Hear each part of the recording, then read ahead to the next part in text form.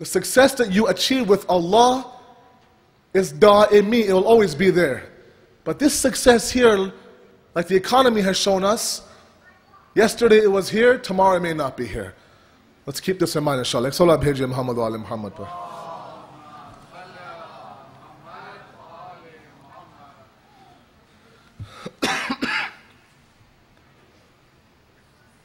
One more point about this idea of success, and we'll move on to some examples in history. I talked on the day of the Hajj presentation, and I'll repeat myself because many of you I don't think were there. We talked about the two types of ma'rifat, two types of awareness. And we're trying to define success here tonight according to Islam. Why? So you can see that an Islamic lifestyle doesn't lead you towards hardships that many of us might believe. It leads us to a path of success. Whereas this world leads us to an illusionary path. Where, like I said, tomorrow you could be successful, the next day you may not be. Islam has guaranteed success for those who tread its path. That's why I'm trying to hammer this point home to all of you. Ma'rifat is of two types. One is in your zihn, one is in your qalb. One is in your mind, one is in your heart. The example I gave that day, I'll use it again today, is of hunger. Someone comes to you and says, I'm extremely hungry, I'm starving, I've had nothing to eat all day.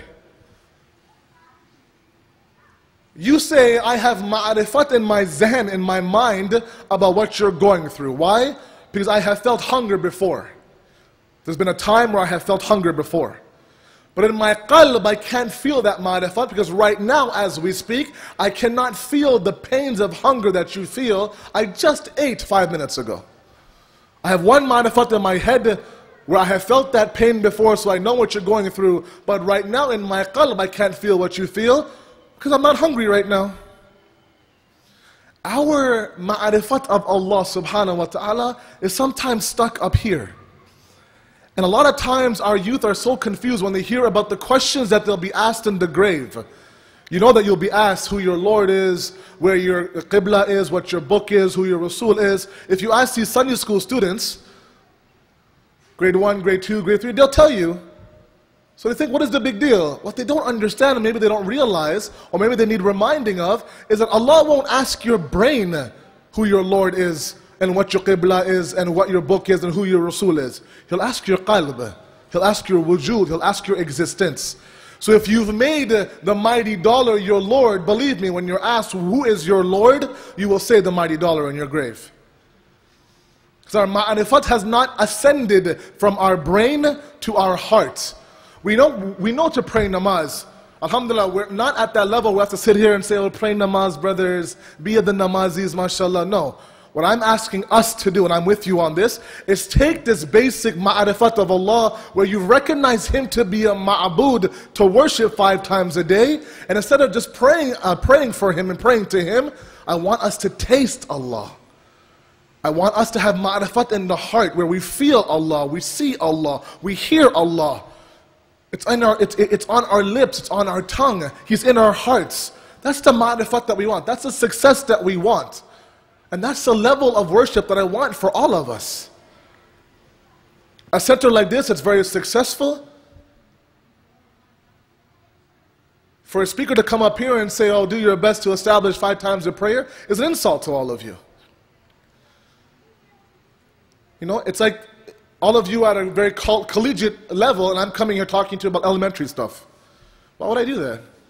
I know enough about all of you to know that we're past that intermediate stage. We're past the elementary stage. Let's move on. Let's graduate now. And instead of praying namaz just for praying namaz so it becomes a mi'raj for you. So you ascend towards Allah. For those brief 10 minutes that you're on the musalla, for those brief 10 minutes that you're facing qibla, for those 10 minutes, not only are you praying to Allah, but you taste Allah. And that's what we want. That's what success is. And that's one thing this society will never take away from you. Jangis Siffin. Maulana Ali is on one side, Muawiyah is on the other side. Let's look at what success is according to Islam. You know, Muawiyah was a very smart politician. He was what they call a tactician. He was a lot more smarter than his son was. His son Yazid was a person who was based on emotion. However, Muawiyah was very tactful. He knew that Jang Siffin was a jang that he's going to lose, a war he's going to lose. And so in his propaganda, our books tell us that he attached Qur'ans to spears and he attempted to elevate these Qur'ans in the air. To show an outsider maybe, or to confuse the army of Mawla Ali, to think, who are we fighting against? Are we fighting against the Qur'an? And people fell for that trap, and they approached Mawla Ali and said, Ya Mawla, on one side you have yourself, the son-in-law, the cousin, the wali of Rasul Khuda. On that side we see Qur'ans. Who are we fighting against? What are we fighting here? Mawla Ali, in his very beautiful, beautiful way, he says, look, if you can recognize haqq and batil, you know what's happening here. You know what side we're on. The definition of success, one of them, is this concept of understanding what is right and what is wrong.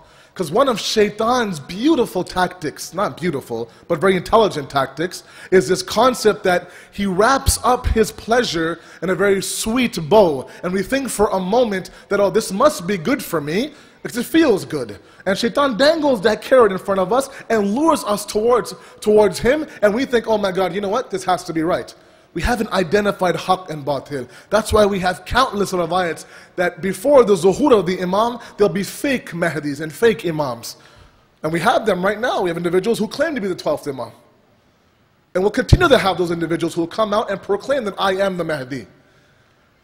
We have to then resort to our ma'rifat of the imam, our awareness of the deen, our awareness of haqq and batil, and understand that this cannot be my imam, thus he's still in ghaybat. So one thing we have to understand, and one thing that our imams and Ahl Bayt fought for day in and day out was haqq. Haqq, truth, justice, adalat, everything. I've been trying to pound home for the past week or so is the concept of justice. To understand why Imam Hussein did not come out and say, me, Hussein ibn Ali, cannot give bay'at to you, Yazid and Muawiyah.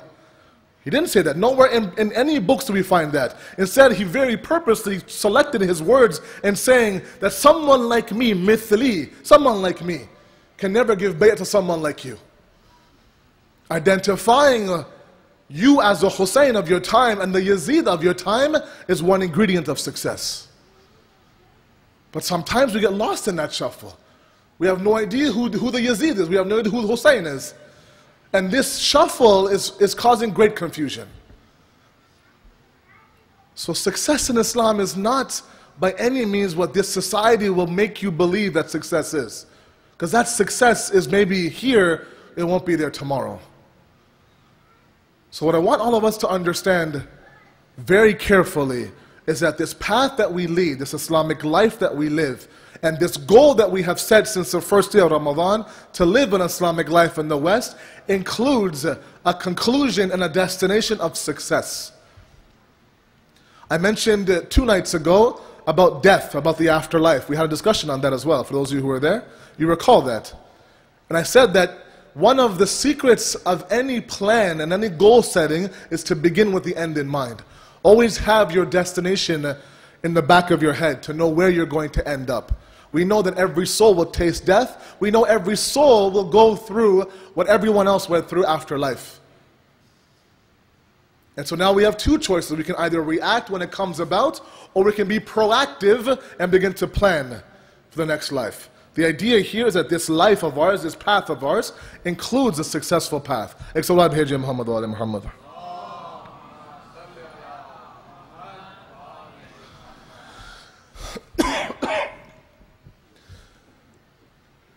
Everything in religion has elevations. Everything has levels.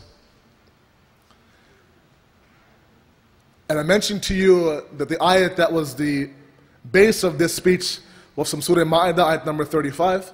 The 3 ingredients, we talked about 2 of them at least. And that being taqwa of Allah. We talked about khutbah hammam and Nahj al-Balagha. And we talked a little bit about this idea of doing jihad in the path of Allah, where we fight our own self, our own nafs, our own shaitan built inside of us. The middle ingredient of success is this idea of seeking nearness to Allah through a wasila. And this brings me to the point, and I'll wrap up in about 10 minutes. This brings me to a point here where I want our youth to understand this concept of tawassul.